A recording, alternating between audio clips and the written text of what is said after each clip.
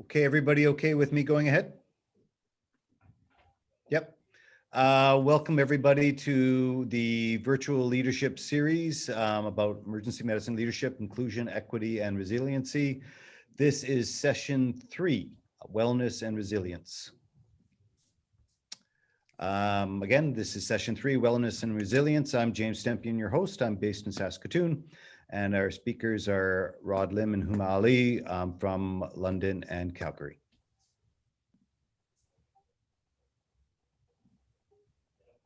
Faculty disclosure, neither Rod or I have anything, and Huma works for WellDoc Alberta. Program receives no financial support, and there's no potential conflicts of interest have been identified.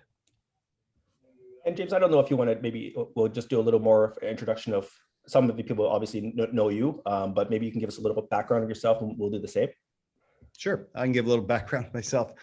I'm the provincial head of emergency medicine here in Saskatchewan. I'm based in Saskatoon, been here since 2007.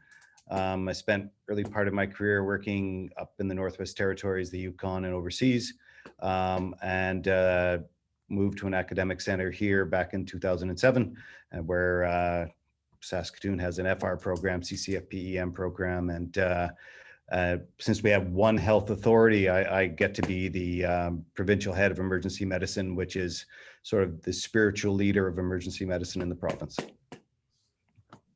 Huma, do you want to go next? Sure. I love that introduction, James. My name is Huma Ali. I'm an emerge doc working at South Health Campus in Calgary, originally from Montreal. Did my born and bred Montreal med school residency at McGill. And a Habs fan all the way through and through. I have recently completed a Master's of Health Leadership at Royal Roads University in Victoria, BC, with a focus on physician wellness. And I am currently working with WellDoc Alberta, and I have as a physician associate, and I have a peer support portfolio, which I'm happy to talk about a little bit further, a little bit later on. Yeah, that's me.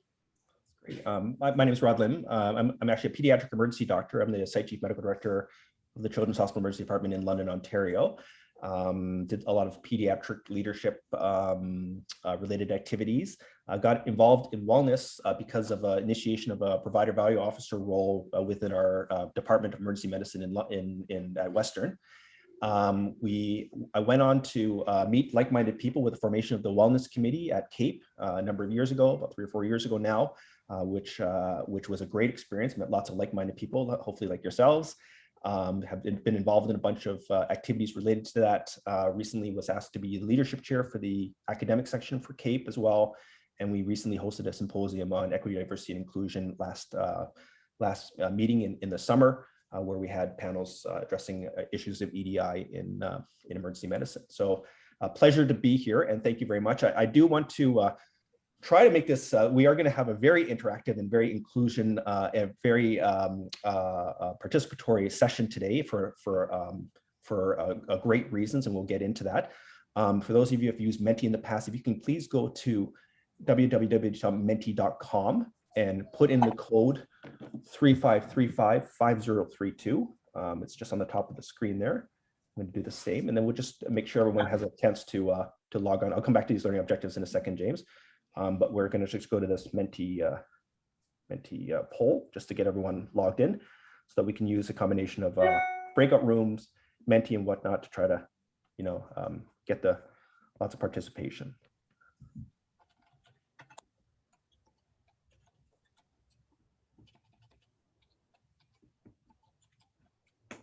So 10-point scale, 10 being excellent, best you can imagine, and 0 being very poor.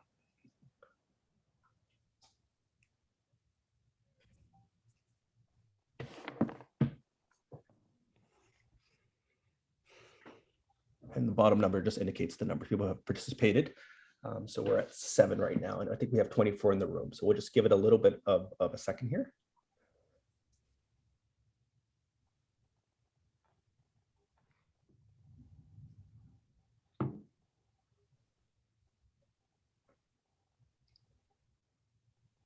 And for those of you statistic buffs or whatnot, what I do like about this as well, besides the actual number of the kind of the mean, is you can see the distribution. So you can see, for example, on the top one, we have quite a few people who are actually to the right of that number, and then we have a long tail to the left that brings the average quite a bit down. So we have kind of a little bit of a dichotomous distribution there. So it's kind of very interesting to be able to look at that. So that's great. Thank you so much. This is the best I think I've ever seen, 21 out of 24. So that's fantastic. If you're having technical problems, just again, message one of us or message Carol Ann, but that's great. I'm just going to go backwards a little bit just before we go through objectives, just to talk about this. This is not shocking at all. And what I would note for those of you, I'm sure not a surprise if you have any kind of research into wellness and emergency medicine, is prior to COVID, we weren't great, right? We were in the top 3 always, burnt out professions, a list you don't really want to be on the top 3 of. And in some of the research that has been done recently, in terms of the Maslick burnout inventory score, emergency medicines in Canada, we were 86% people met the criteria for burnout in Canada prior to COVID. So we were already having bed block, moral injury, moral distress prior to COVID. I would say that that's pretty fair, that at the peak of COVID, all of us were doing very poorly, as you can see with the number. And although we are better, we are certainly not well. We are not even close to well. So I think this is a pretty representative of our profession right now. Thank you for participating. I'm just going to go back, James. Sorry, I skipped a slide of yours, so I'll let you take over here. Oh, that's okay. This is just the overall learning objectives. As you know, that the whole point of this virtual sessions, develop a virtual platform for leadership, skill development, mentorship, and networking for EM leaders, which is very important. When I was first starting as an EM leader, there was no mentorship or guide whatsoever on what you're supposed to do. So we're learning to design and implement innovative programming to support EM leaders in a variety of formal and informal leadership roles. For this session, by the end of this presentation, the participant will be able to identify tangible ways to improve the well-being of our teams during this 4th wave of the pandemic, learn about and participate in facilitation methods that allow for inclusion and engagement of team members, and engage in dialogue around relevant wellness topics generated by the group. As Rod was saying, this is going to be a very innovative, interactive session. So if you haven't combed your hair today, we're going to hopefully get everyone to turn on their camera and unmute themselves. So it's time to comb your hair. And hopefully this interactive session will be good for everybody.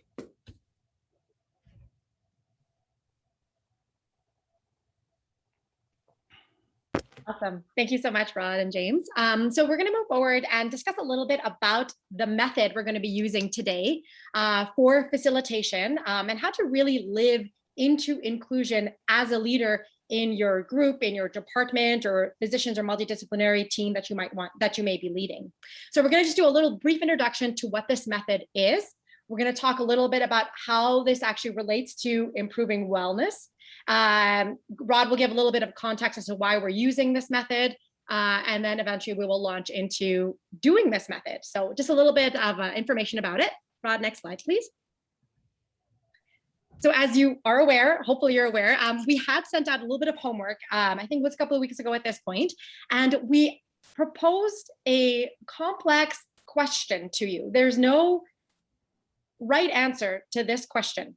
The question is, as we are in the 4th wave of this pandemic, what can we do as leaders to improve the well-being of our team? Now, myself, Rod, and James are advocates for physician wellness, have done a lot of physician wellness stuff, but we truly recognize that we do not have the answers and that there is so much experience, expertise in this room of leaders. And so we thought that how better to learn from you and also from us to learn from each other than to actually pool our knowledge to come forth with some tangible methods to address this complex question. What can we do as leaders to improve the well-being of our team? So here's a method to do that. We're going to be using the 1-2-4-all technique. So the 1-2-4-all implies that there's individual work, pair work, groups of 4, and then larger group work that happens. This number 1, individual thinking. This will be about 1 minute's duration.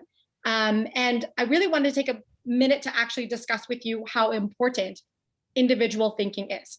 So we're all busy emerge docs. We move fast, we think fast. But I think as we grow wiser, we are learning the importance of maybe slowing down and being a little bit more deliberate and thoughtful in our words and what we share. The individual thinking portion of this exercise may seem silly or something to skip over, but this step is in fact one of the most important. This is the step where you take some time to reflect on what your feelings are on the topic and the ideas you would like to put forth to advance wellness. They don't have to be realistic ideas or even easily doable. It may be something that you have heard about on another site or that you'd like to do at your own site. Allowing time for self-reflection prior to participation creates space for organic and personal ideas to be brought forth without being stifled by the ideas of others that you may feel are better than your own in some way, and then you decide not to share your own ideas. This critical realm of decision-making, of like risking the sharing of your underdeveloped or crazy ideas, this is where novel solutions can arise. So I hope that you take a risk and share ideas with your partner in the paired exercise. I hope you talk it out, see what comes of your ideas, and hopefully you have already done some reflection prior to attending today, but we'll also give you another 1 minute to reflect before we actually put you into pairs. So next slide, please. Next up is actually going to be the pairing up. So this is when we put you into groups of twos and you share your ideas. This is where you can work together to further expand on those ideas. And we encourage you to come to your partner with curiosity. How can you make this idea a reality? Ask questions to expand your understanding. Throw out some crazy ideas. Throw out some funny ones as well. This is supposed to be a safe, non-judgmental space for you to share ideas. You're going to have 5 minutes in these pairs. Next slide, please. Then we move on to groups of 4. This is where each group of 2 shares with another group of 2, and you identify your best ideas and choose a speaker to share those ideas with the larger group. You'll have 10 minutes in this group of 4, and we encourage you to encourage your peers to share if you notice that one person is sharing less or quiet. Next slide, please. So lastly, we come back to the big group, this group of 25 people, and each of the group of 4 will have their spokesperson who will share for 2 minutes your best ideas, your funniest ideas to help solve this complex problem we've presented to you. Next slide. And after that, we're going to engage in a large group discussion. We're going to be talking about the ideas that have been brought forth. This entire 1-2-4-all method will make a lot more sense as we engage in the process. So we ask you to trust the process. Next slide, please. So a little bit about why have we as this wellness session brought forth this 1-2-4-all technique in a wellness session. We are trying to showcase one of the many ways you can invite the input of your department and group members in complex decision-making, using this complex question as an example. There are many reasons to incorporate elements of inclusive leadership into your own leadership, whether you have a formal leadership position or not. I have personally used this particular technique in my department at South Hill campus in eliciting opinions and in discussing important issues, even though I didn't have a formal leadership role. We had a question to answer. I proposed, hey, why don't we use a 1-2-4-all? We did it. We came up with some ideas, and every single person who was present at that meeting engaged. It also builds community. There is a ton of research that shows that inclusive leaders are more likely to foster higher performing teams. They make higher quality decisions, and they behave more collaboratively. The research shows that only a 10% increase in the perception of inclusion decreases absenteeism by 1 day per year per employee. I think that this is a reflection of better engagement, and that feeling invested and involved is integral to improving wellness and buffering against burnout. In our various departments, we are diverse and have capable individuals of all genders, ethnic heritage, age, and backgrounds. Bringing together a mix of people does not guarantee higher performance. It actually requires inclusive leadership. This is leadership where we all feel treated respectfully and fairly, are valued, have a sense of belonging, are confident and inspired. Using a technique like the 1-2-4-all technique we'll be doing today allows for more constructive dialogue, the sharing of ideas that others would otherwise maybe not feel comfortable to share. And as I said earlier, a building of community. Maybe you can consider using this technique to ask your department or group, or maybe even like a multidisciplinary group like nurses and doctors, the question we're posing today. You can maybe ask your own group, as we are in the fourth wave of this pandemic, what can we do as leaders to improve the well-being of our team? So why engage in this technique? Well, the purpose of this technique is to engage every single individual who's present in searching for answers. It avoids that leader who might be extroverted to overhelp or over control the dialogue or the discussion or the decision making, which I mean, I guess could have its advantages and disadvantages. It creates a safe space for expression and diminishes power differentials. It allows for expression of those silent conversations that happened, after the meeting after the meeting, and expand diversity of inputs. It enriches the quality of observations and insights before people actually go ahead and express them, and build. There's a natural build towards consensus and a shared understanding. Next slide, please. There's a core facilitation textbook written by Kainer et al., and it says, facilitation is key in decision-making because if people don't participate in and own the solution to the problems or agree to the decision, implementation will be half-hearted at best, probably misunderstood, and more likely than not will fail.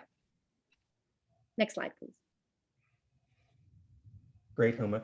And just to provide a little bit of context, thank you for the people who did fill that homework out in terms of surveys. And some of the themes that kind of evolved from that really shares that a lot of us are going through the same journey together, and we are working in environments where we are quite stressed about the health of ourselves, our colleagues, and our coworkers. The survey really pointed out that there was a lot of burnt out leaders and colleagues who are being asked to do more in a time when they are struggling. There was a real frustration on asking how to really advocate to higher ups for wellness help. There was a real distaste for checkbox solutions. We're seeing a lot of checkbox solutions when it comes to wellness, when it comes to EDI, and obviously there's a real strong distaste of glossing over kind of getting to the heart of it and actually making a difference. There are some specific questions around resources, some knowledge questions, about specific questions about how to talk to colleagues that are burnt out. But the overarching themes were those. And I think, if you think about it, it's highly unlikely in a 90-minute session that you're going to leave and say, I now know how to fix my group that I've been working with tomorrow. So part of this is also just what some of these techniques that we're going to do, could you try something like that? Because the solutions that are going to be helpful in your institutions are probably going to be homegrown. They're probably going to be homegrown, and probably they're going to be the most effective. There's lots of discussions from the previous sessions around, judging the timing to be the right things to take care of the small stuff. That was also one of the themes from the previous couple of sessions. And it really does come through with wellness. And if you think about it from a pragmatic point of view, if there was a place that had a problem with, let's say, an EDI issue, there was, let's say, a gender issue, there is not one solution to fix that. It's going to have to be a series of systemic, very thoughtful things in order to fix it. And the same thing comes with wellness. It's not like you're going to introduce one round and everyone's going to be well. Of course not. You really have to be comprehensive and really think of it as an ongoing quality improvement, systemic, valued activity. So it is a journey, and unfortunately we're all on it right now. So without further ado, I'm going to turn back over to Huma, and I will arrange the breakout rooms. Awesome. Great. Thank you so much, Rod. So here we are. We're on the first step of the 1, 2, 4 all technique. So as we discuss the importance of individual thinking, hopefully you've had some time to think, reflect on how to solve this complex problem. We're going to give you just a minute to jot down your ideas right now. And then when you get a prompt for a breakout room, please accept it. And we will see you after all this is done.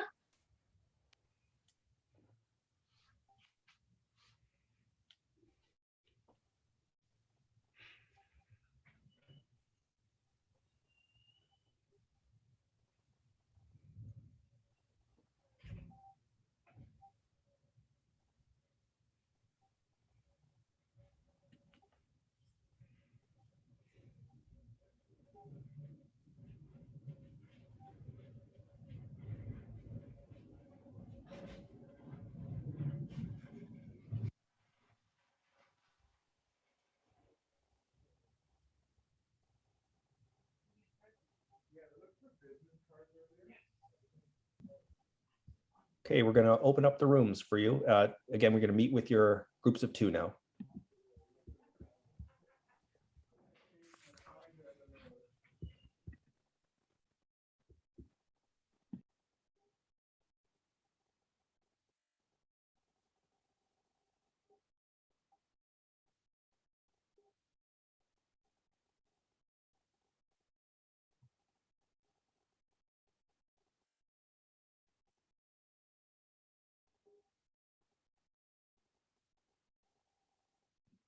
So Paul, Don, I don't know if you're there.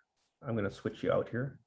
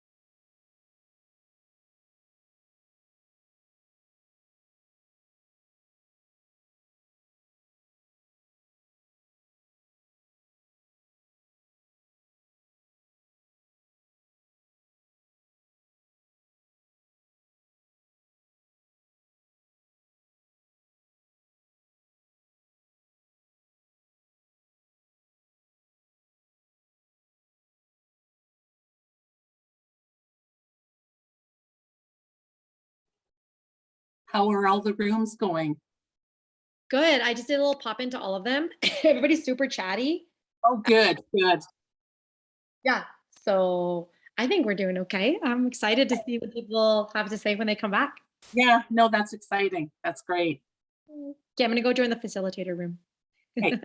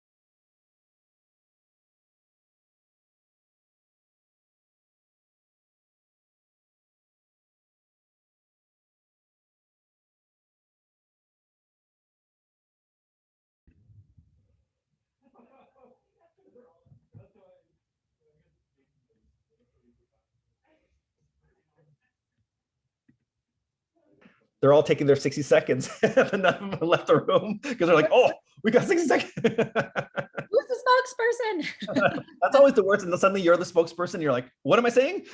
Yeah, no, it's true, eh? 10 minutes. I wasn't listening. What was I supposed to say? Yeah. What was I supposed to say? That's the worst. We've all been there. And then that's part of the beauty of like an actual, when you're physically in person, is you pay attention more. You do participate a lot more. You know what I mean? Like when you're virtual, you are distracted. Yeah, totally. This technique is fun in person. Yeah, it is. It's a lot of fun. Hello, everyone. Welcome back. Thank you all, and nice to see all your pictures too. I think this is it's great to everyone's pictures and whatnot. And thank you for participating in the process. There's method to the madness. So just in terms of time, so we have time for a robust discussion. I'm going to call on the designated spokespersons or the person who felt bad with the silence and decided to break the silence by agreeing to be the spokesperson. So for the group that had Melinda, Michael, Monica, Paul in it, who's your spokesperson? And go ahead, and you have 2 minutes. Looks like Monica is volunteering Melinda. Thanks, Monica. I just saw that. I'm happy to do it if you don't want to, but I figured since It's okay, no problems. So the first thing is I've got to declare my slight conflict in the respect that we're going into what I hope is a nice warm summer, and so activities for us can ramp up. So there were several aspects to it. We thought there was a social aspect, compassion, and expressing gratitude was really important, and also to acknowledge frustration. So let's just take on the social aspect to try and recognize that, okay, we might not be able to have the biggest group parties with everything, but particularly potentially causing a super spreader, but even just having small gatherings. And for me, picnics are actually on the cards, and festive winery outside, because as I said, it's going to summer. Also to acknowledge that we can have some open forums and listen to people's concerns It also means that if you're going to do that, you can't play lip service to it. It actually needs to be a genuine listening and potentially looking at some solutions. There are recognizing there are capacity limits for what we can actually do. And also acknowledging that kindness and being kind to yourself and your colleagues is really important. So back to the focus group sessions after the open forum to try and look at problems and fix them. Really, one thought was very strong in our group was the need for compassion and empathy. Just even empathy, understanding people who might be in the waiting room, our patients, or our colleagues who might be having a little bit more challenging time, and to acknowledge them, and even to the point of considering what we were calling a gratitude board, or we try and think of something really positive in the department and put up positive information and positive post-its on, and even if it's just, look, I really appreciated you did X today or something like that, to try and acknowledge people, and particularly our nursing staff and our ambulance officers. They're having a really tough time with caring for all of the patients who might be in the department, who should be in inpatient beds, and really having to offer them some peer support, and as a leader walking around noticing what they're doing and thanking them.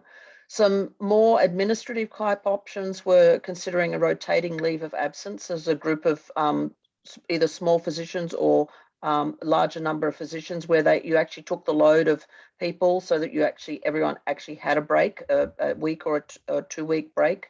And other discussion points were about debriefing during the process and after the process, to try and not leave people with unsolved solutions which are milling around that they need to get out. But the biggest theme, I think, was compassion and empathy, and for it not to be disingenuous, to actually really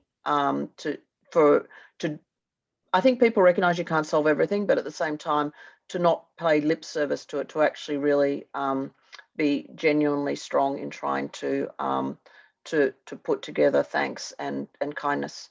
And other people can skip in if I've misrepresented it, please. Well, that's great. Is anyone, first of all, I would say, wow, great, amazing presentation. The other 3 groups are pissed off now because they have to follow you, Melinda. But thank you for that. Is there anyone in the group that wants to add anything, or did Melinda capture that? I'm gonna, from nods, I'm gonna say that was very well done. And I'm writing all these themes down, and I will also promise to collate all of this and to send it to the entire group. So don't you have to feverishly write or whatnot, but I've made some notes or whatnot. But lots of things to talk about. We're just gonna have everyone present first, and then we'll kind of put the main themes together. But really, really great job. Moving to the next group, I have the next group of Alexis, Dan, Dawn, Doug, and Katie. Who is the spokesperson for that one? So that was me.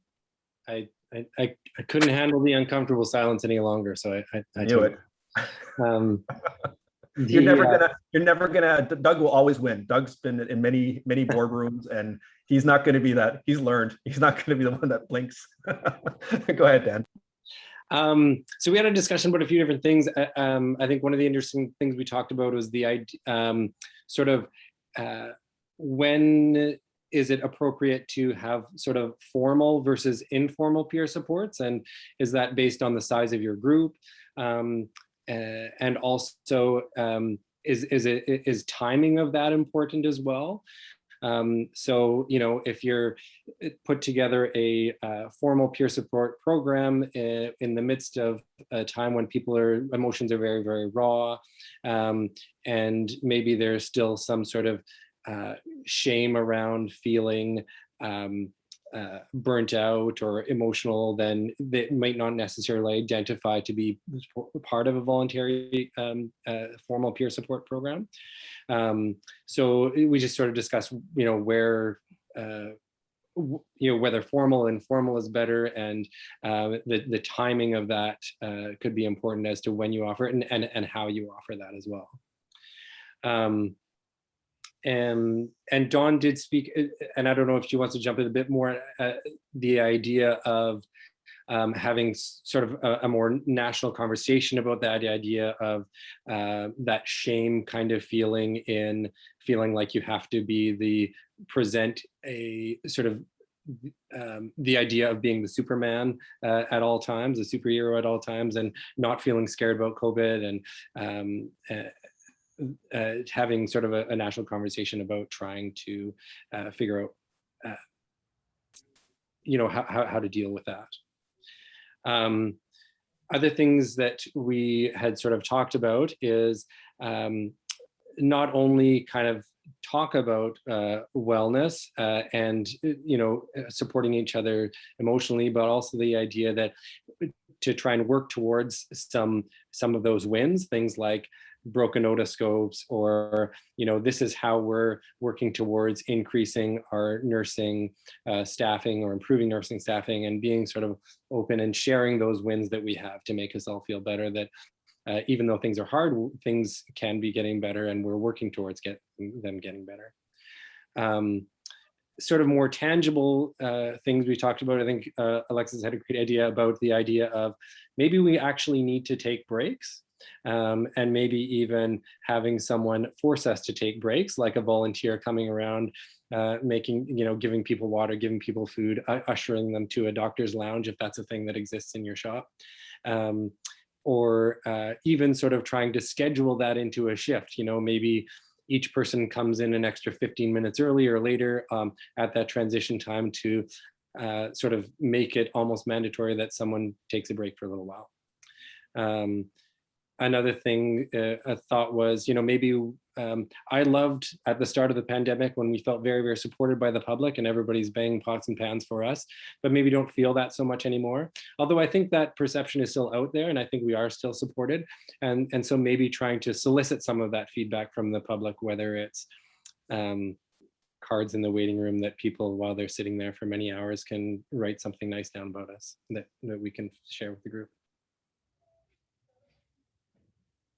That's great. That's great. So one point of clarification, as I was writing down, the national conversation around this, like around issues of wellness and resiliency, or I just missed that point, that second point you were made, Dan. Yeah, I don't know if Don, if you want to sort of, Don, if you want to sort of talk about it a little bit more, I don't want to butcher your idea. So it was, I think the culture of medicine. The culture of medicine is very shame-based. Okay, it's very shame-based. So it's in the literature: harassment, bullying, imposter syndrome. So my point when I was talking to the group, this is my particular area of interest, is that if we could actually have that kind of conversation amongst small groups within ourselves, then I think that would help release some of that stress that we put on ourselves to always be there for other people. And then our group actually started talking about, it was an interesting conversation that got cut off, was, most groups have a patient-first mentality, but does any group have a physician-first mentality? And our group got cut off, but that was our conversation. Sorry, I need to deal with something. Fantastic. Thank you, Don. That's great. So thank you for clarifying it. And any other points from that group that were, Dan did a great job, but was there anything that was important that was missed that wasn't presented?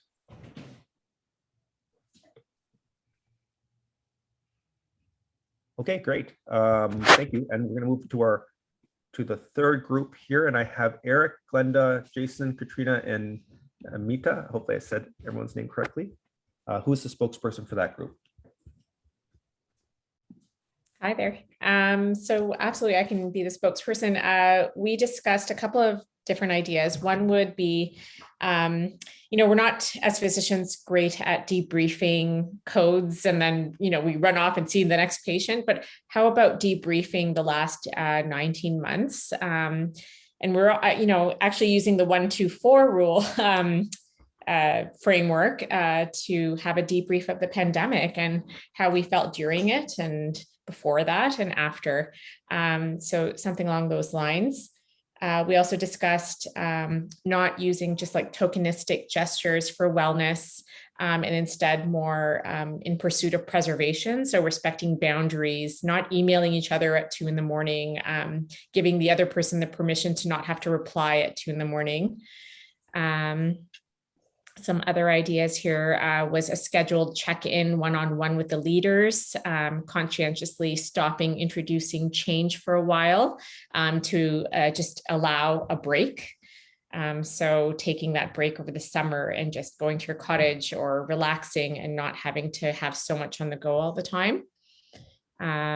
We also discussed having individual in-person meetings with each physician that's socially distanced as a check-in to see how each one is doing and what they might be feeling or needing through all of the chaos that's been COVID.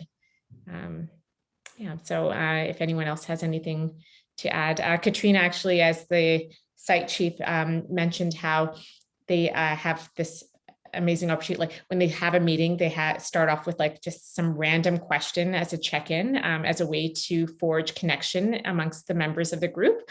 It's non-medical. It could be like, if you were weather system, what would you be today? And she mentioned, someone said cloudy with a chance of thunderstorms, which is hilarious. So yeah. That's fantastic. Thank you so much. Is there anyone in the group that had anything, points that were discussed that they'd like to add, or? Okay, thumbs up. Sounds good. Great ideas. I am collating them, and I will promise to share.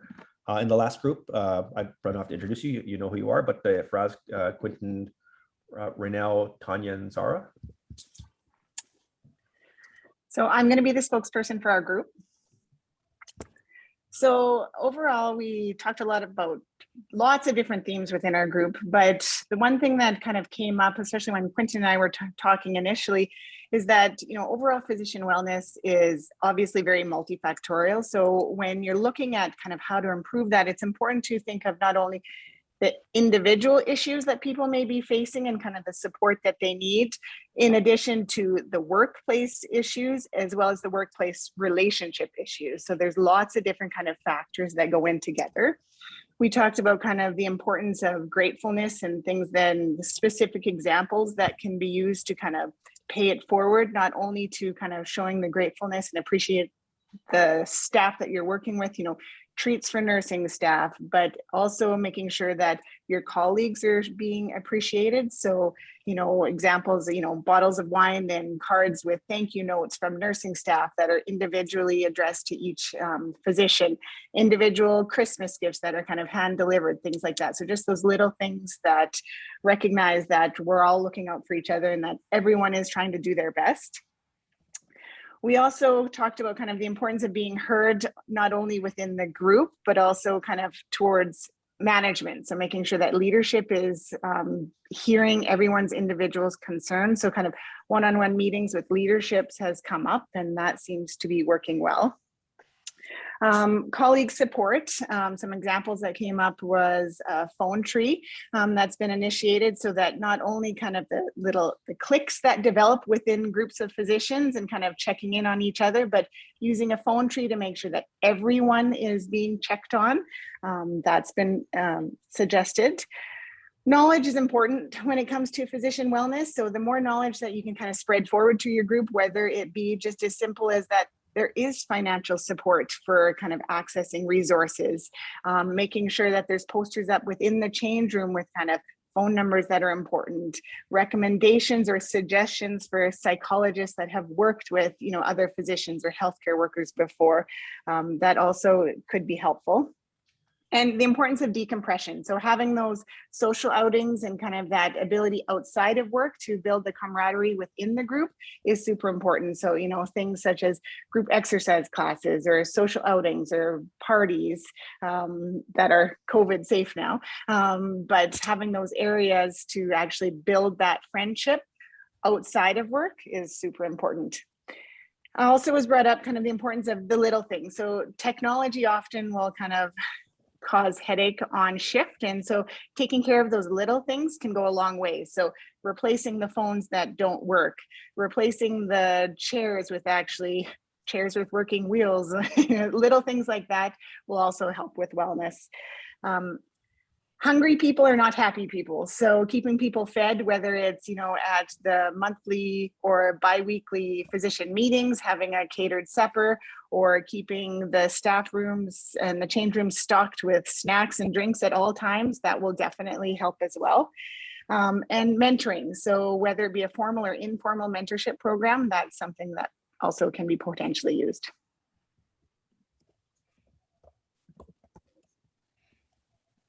Fantastic. Wow, I'm busy writing notes. Sorry, I realized I probably wasn't muted. So I hear my keyboard is loud. So if you heard lots of clacking, that was me. Sorry about that. Fantastic. Is there anyone from that group were there any points that were important that were left off? But it sounds like a great summary. Great. Wow, great work. And you know, the thing that always comes through or whatnot is just about authenticity, eh? You know, I think what really came through in all the groups is just the need to have good humanity and a real finger on the pulse of your group of what they're experiencing and what they're going through and what may re-nourish their soul, right? To be able to be healthy.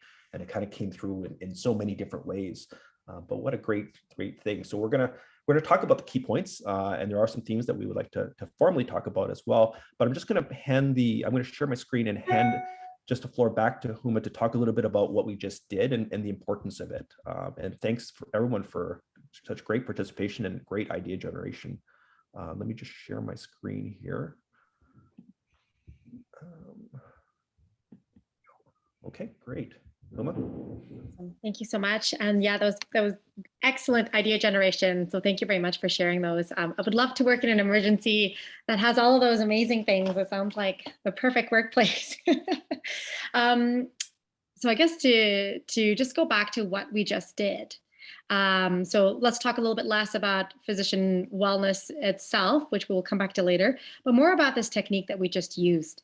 So what we did here, something that you can do either on Zoom, happy to work with you in terms of logistics, how to make this work, but also super fun to do in person, is this 1-2-4L technique. What we use is a facilitation technique that's deemed a participatory facilitation technique, meaning that everybody participates. Next slide, please. So I just wanted to talk to you a little bit about how this experience, as per the textbooks and the research, is different than a conventional meeting. So there's this table in, again, that book by Kainer et al. That sort of puts side to side obviously the benefits of facilitation, because that's what the book is about, but I think that they're actually really hold true.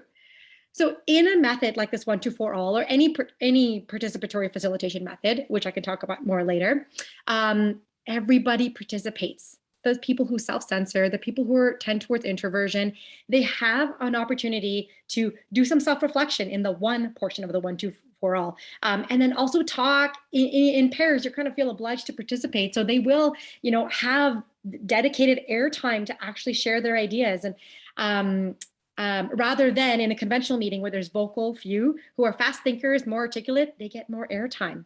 And that's not how you foster inclusion or come up truly with novel ideas, that novel idea that the person who tends towards introversion or who self-censors might actually have. In participatory facilitation, people have time to think and get their ideas out. Conventional meetings, people interrupt each other because they're trying to get in their word. They want their airtime. Participatory facilitation, opposing views are allowed to exist in the room. Whereas in regular meetings, differences of opinions are often treated as conflict that either needs to be solved or just put away, rather than, as the next point comes up with, people draw each other out with supportive questions. Is this what you mean? So if there's some opposing view that is brought forth, there's inquiry into what does that mean? I need to understand that better, rather than, oh, that person just said something that's completely opposite of what the leader was saying, and let's either pretend it didn't happen or just put it away, or just address it and squash it altogether. So that's where participatory facilitation allows more curiosity and inclusion. The other point here is that each participant makes the effort to pay attention to the person speaking, because they know that they're also going to have airtime to share. There is that equal airtime. So there's more I want to know what this person is saying. How can I contribute when it's my turn to speak? Rather than, if there's a leader who's talking, attention may not necessarily be paid unless that speaker is particularly captivating. People often doodle or check the clock. Next slide, please. All right, so more comparing conventional meetings to participatory facilitation. People are able to listen to each other's ideas because they know their own ideas will be heard, as I said earlier. Whereas in conventional meetings, because people are preparing and rehearsing what they're going to say in rebuttal, you can't actively listen, and also prepare your own ideas at the same time. It's either one or the other, and it's usually preparing your own ideas.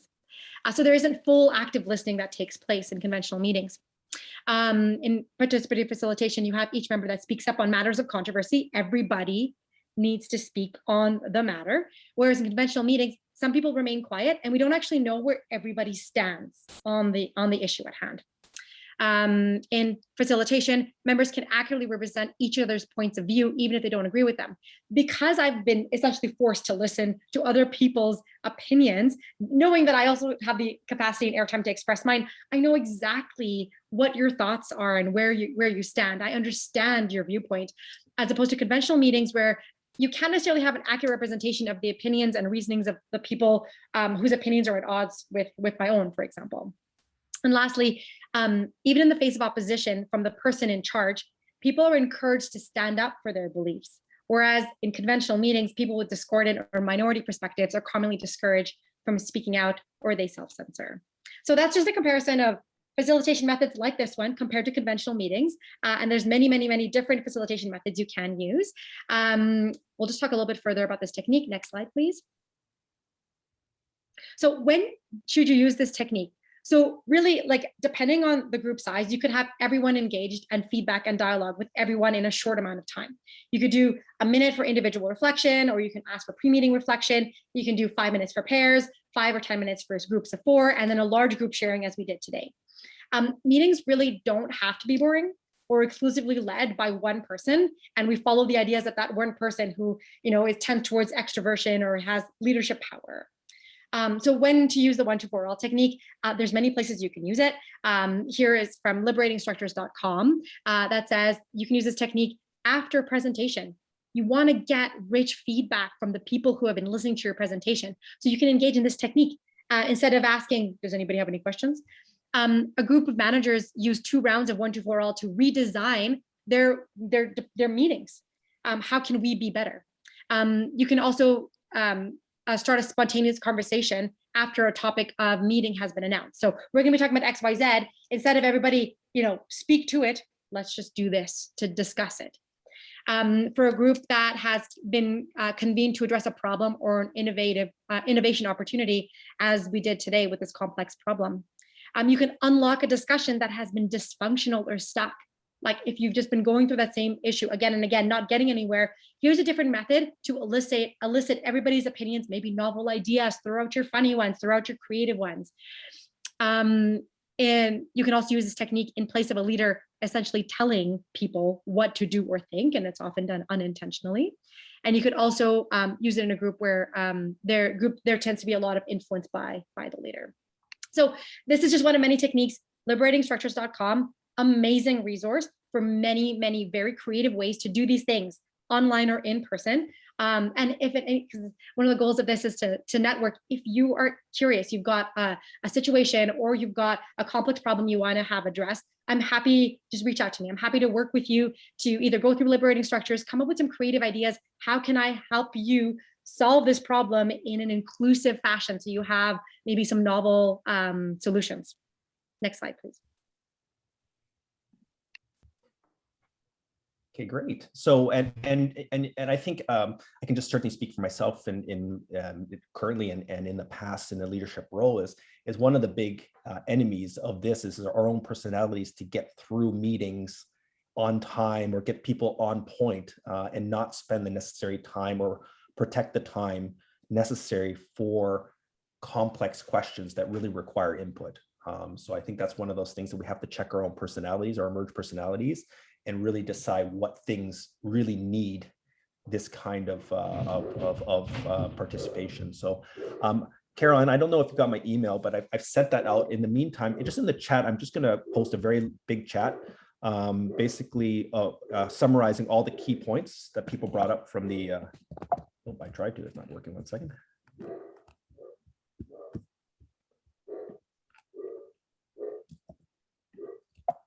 Okay, not letting me. Let's see if I can. I'm going to try to do it this way. Yeah, it's size. Sorry, 1 second.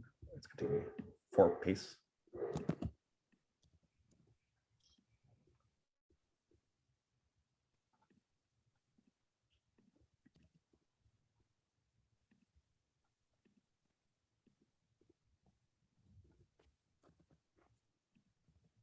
This represented you by all means, but I'm completely happy for you to correct me.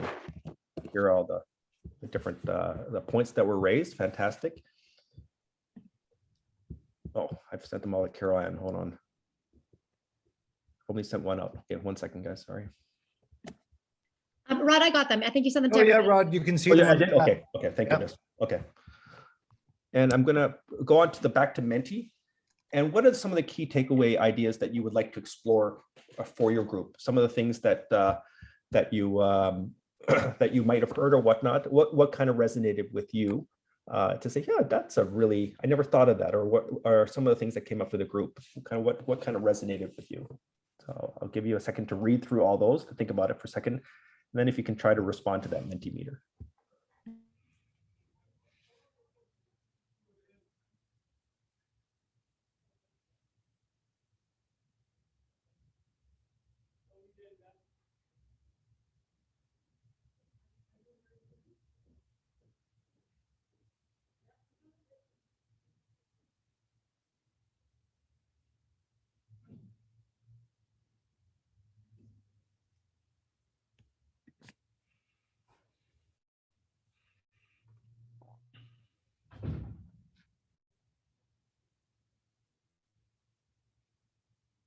Things that have a common theme or are being said in multiple similar ways are grouped in the center and in larger font.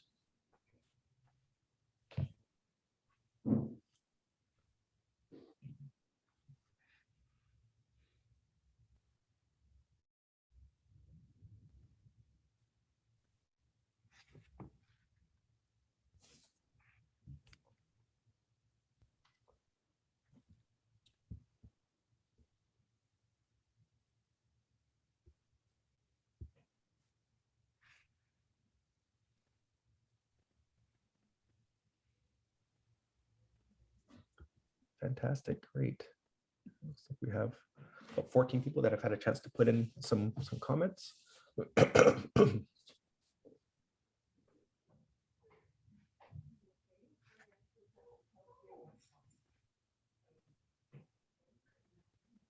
Okay. And then we're going to move to the next question, which I think is equally important, is when you think of all these things, or if you didn't see something represented, or you say, yeah, that's a step, but I really have an issue with like something. So what are some of the questions that, in terms of the burning question that you'd like to have addressed relating to barriers or more information about, or something that we can help in terms of solve a dilemma or give ideas around a solution? So we'll open it up in terms of just to get an idea of what some of the things that people are on your mind, that you that it's great to have these ideas, but you don't know anything about X, or you'd like to more know about Y, or something that wasn't brought up. It doesn't solve your problem that is really bothering you right now. Great one to start. How do you change these entrenched habits?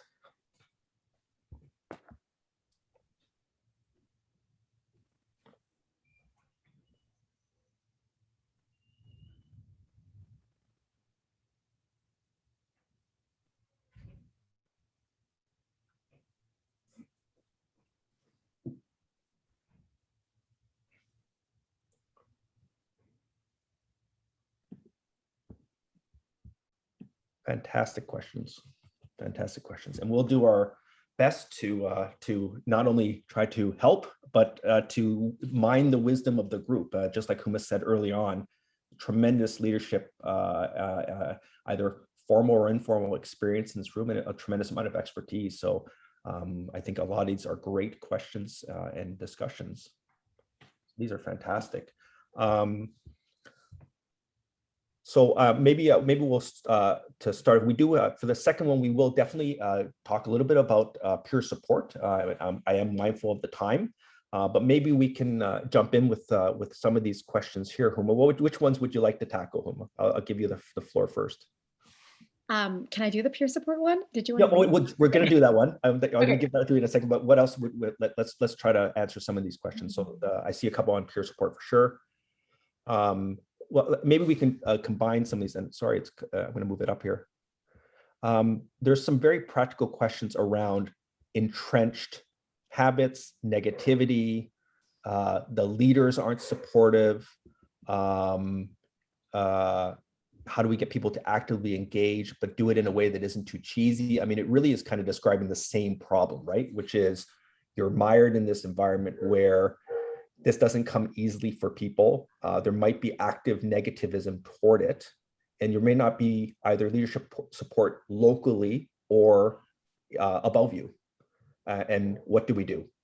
So Huma, James, do you want to take not an easy answer? I'll tell you that right now, of course. But I'll let you. What do you think? What are your opinions about that? I think that we're all leaders, and we, as emergency physicians, we are leaders whether or not we have formal positions, and that people are watching us and are being influenced by us. And that includes our colleagues who have formal leadership positions as well. I think doing small things like expression of gratitude and expressing kindness, doing kind things might seem cheesy, but fundamentally, when somebody expresses gratitude to me, I am so moved by it. Do I express to them how moved I am? Probably not. But if I could do that for other people and encourage others to do that for others, I think that is personal leadership. Doing kind things for others is a great place to start. And I think that influences others to do the same and can work to mitigate some of that negative culture, that culture of toxicity in medicine, where we're all, superheroes and we don't have feelings. Like what I heard in all the things that were mentioned, there's a common theme: compassion, empathy, gratitude, kindness. It's like, can we recognize each other as human beings? Can we just be kind to each other as human beings? And that starts with gratitude and kindness. As cheesy as that sounds, I think that's so important. James? No, I agree with that entirely. One of the things some of the suggestions I liked, the ideas of having chairs whose wheels work and having some extra food and having computers that work, it adds so much to that level of, decreases that level of frustration that we sometimes get on shift, that we end up, focusing on those little things. So just to have things work around us and have, people who understand the importance of having those little supports, I think that makes a big difference in my life anyway. Yeah, I mean, there isn't an easy answer, and we're all starting from a different place. If you are part of a group that is incredibly supportive, that embraces a lot of these ideas already, and you have leadership support and you have the support of leadership above you, then that's something to be incredibly happy about. I mean, it's still tough or whatnot, but we acknowledge that there are lots of places where all those conditions are not true.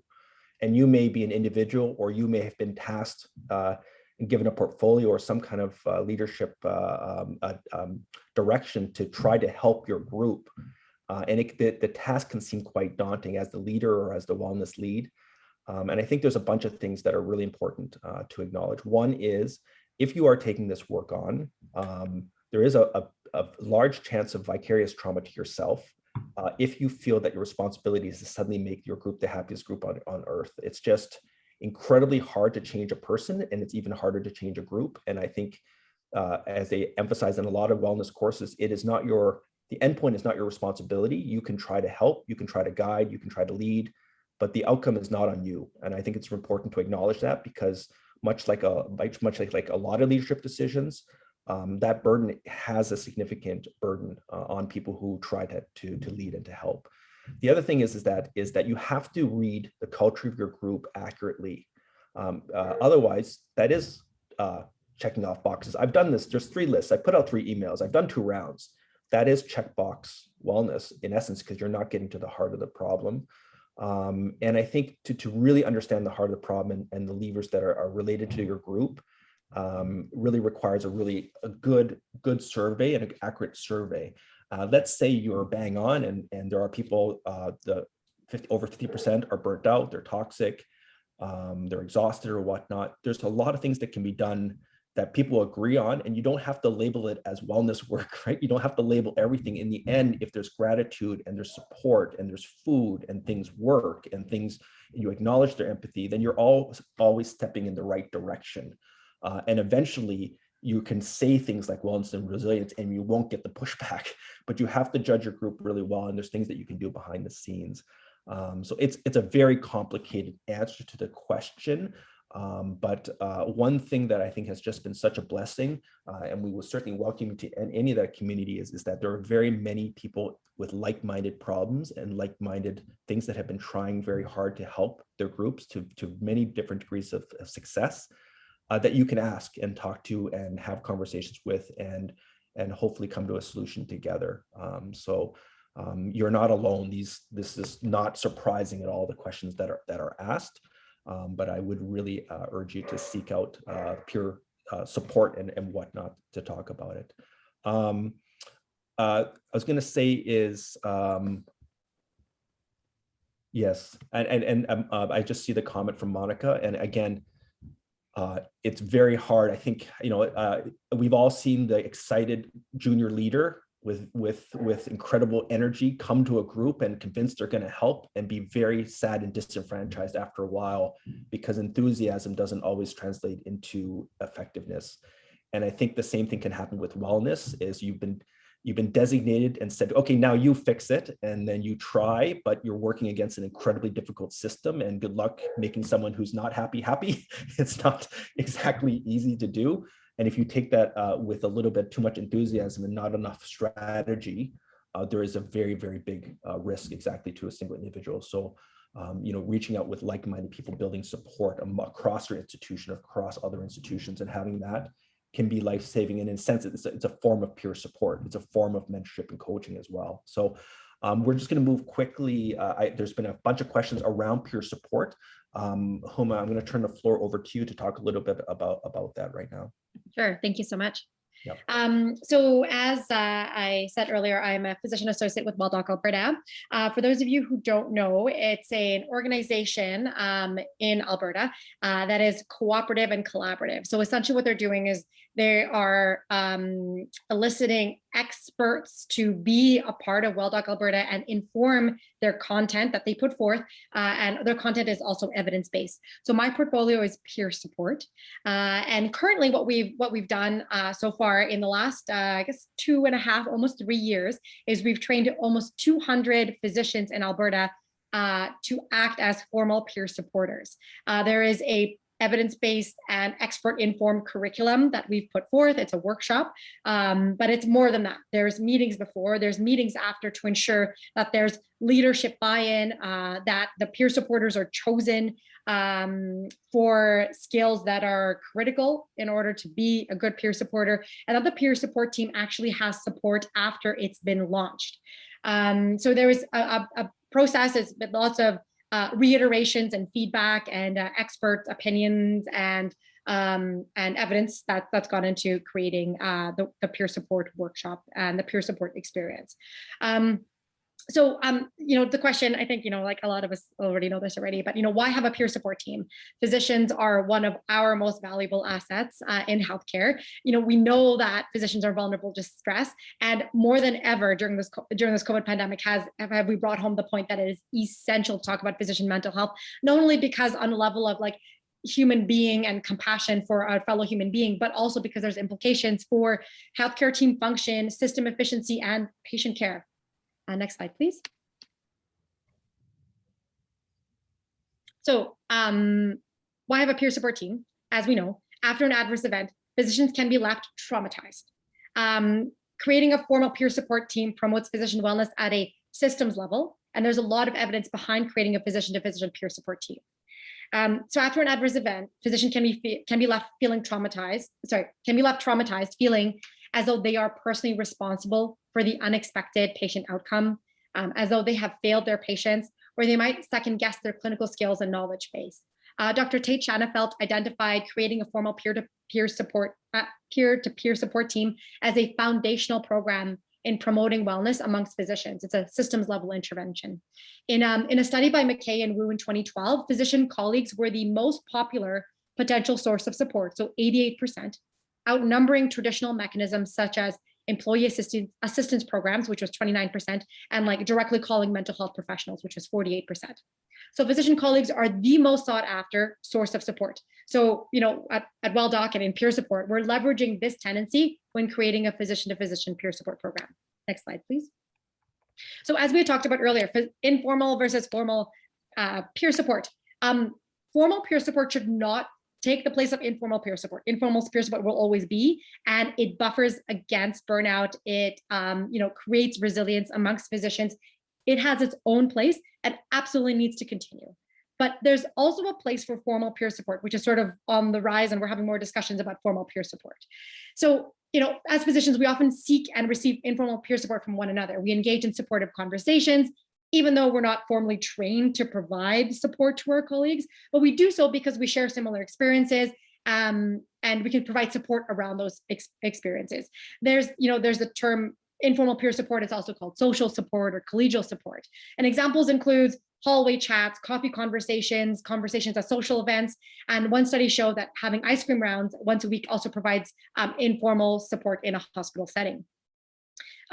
Informal support differs from formal peer support, where formal peer support, the physicians are trained to provide support within a formal role. It's often in the setting of a team of peer supporters within a group or community of physicians, and it is recognized as a system level intervention to support physician wellness and lessen burnout.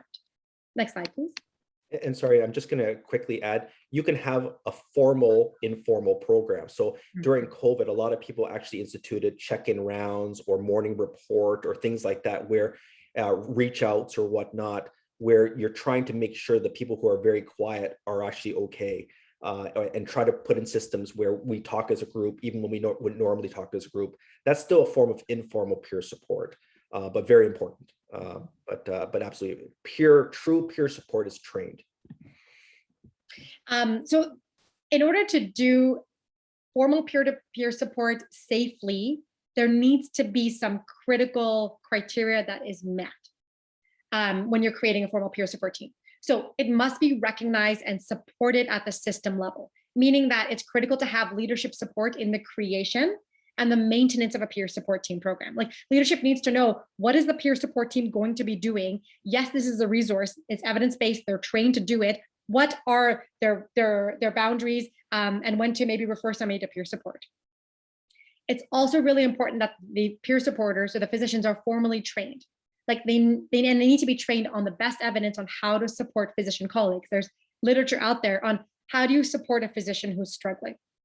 And lastly, most importantly, is that there needs to be scope and clarity around the role to address issues of confidentiality, safety, and boundaries. So if I'm a peer supporter and somebody comes to me, it needs to be very clear to me, when do I breach confidentiality? What are my boundaries? Am I a longitudinal support for this person, or is this a one-time meeting and I refer them to the physician and family support program? So it needs to be very clear, what is it the peer supporter does and what are the boundaries of that role? So that's a little bit about peer support. I'm happy to discuss it further. I know that at WellDoc, it's in Alberta, it's very particular the way that we do physician to physician peer support. I recognize that in Canada, there's lots of other groups that are doing peer support. So happy to hear from you guys. Rod, you can share your experience. Yeah, and I'm just going to stop sharing the screen so we can see each other again. I was going to say was that, we actually set up a peer support program for our university during COVID because of COVID, and was very difficult because a lot of the traditional ways to train up the trainer were limited because there was no travel, cross-border traveling and whatnot. We were very fortunate through a lot of our internal university expertise and through our business school and through our human resources through our university, we were able to create a training program. We actually grabbed all the wellness leads from all the different departments within the university, and then we formed an executive and a wellness, Schulich wellness group. We trained all those peer supporters, and now they're now we actually have peer supporters throughout all of the divisions as well. So it's kind of spread like a tree. And then we're Schulich is a little bit unique. Doctors are often will fall between the cracks in terms of who will actually give us support and whatnot. But they actually do have in-house support, mental health supports for physicians that work at Western. So we've now actually created an asynchronous training program for our peer support program that has kind of spread quite a bit. So I can say that, within our own local emergency department, we trained 12 or 13 peer supporters for a group of about 120. We specifically chose people that we felt the way we chose them. Huma didn't specifically say that, but it's really important that you pick peer supporters that are going to be excellent, not necessarily people who want to be peer supporters, because a lot of it has to do in terms of the way you're trained in your role. And people, that has to be very clear. I think that's the most important thing, is that our natural tendency as physicians don't necessarily make us the best peer supporters. You have to know the difference between a peer support conversation and a normal conversation where you commiserate and bitch and try to offer a whole bunch of solutions. It really isn't like that at all. So we actually went out and chose people that we said, if I was any member of this group, do you think I could relate to one of these people that I would feel comfortable to go to and not feel judged and whatnot. So we actually tried to select a very wide range of ages and experiences and personality types and whatnot in order to try to make it as good as possible.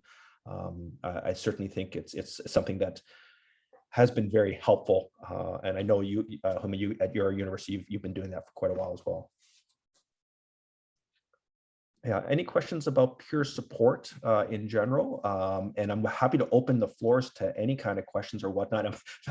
The time does fly by, doesn't it? It's 4:28 at Eastern Standard Time. So I think technically we have 2 minutes, but hopefully, our real goal here is unfortunately not to completely solve all the wellness problems in your place, but really highlight really the importance of participatory leadership, to give you a model of a way to approach the kind of problems through that and engage in a collaborative exercise for you guys to have your own homemade solutions, which again we have provided to you, and to talk a little bit about peer support. But it looks like we have like 1 minute left. But I'll open the floors to anything that people would like to ask or say.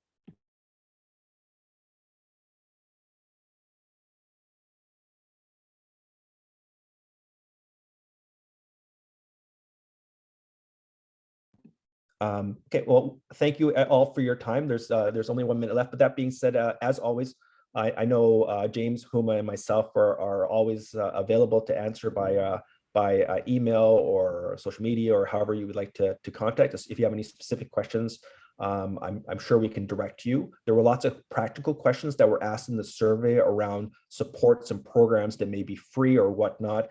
Please feel free to engage in those conversations with us. We're always happy to support you in any way we can. And we hope you enjoyed the session, and thank you for investing your time with us. And we look forward to seeing you next week. Thank you very much for your participation. Thank you, everybody. Thanks, everyone. Fantastic session. See you next week.